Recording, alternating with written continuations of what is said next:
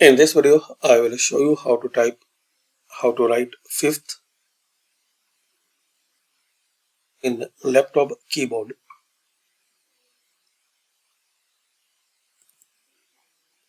So firstly, type 5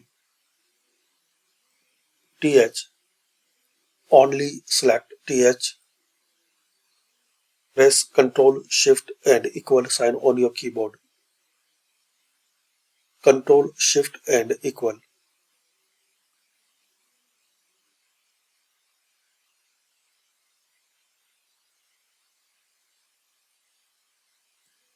Another method,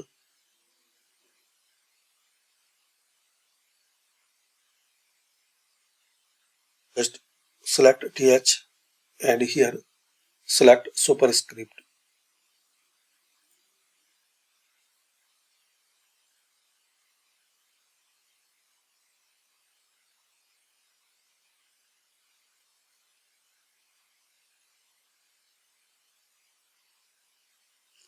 In the home tab, like 7th,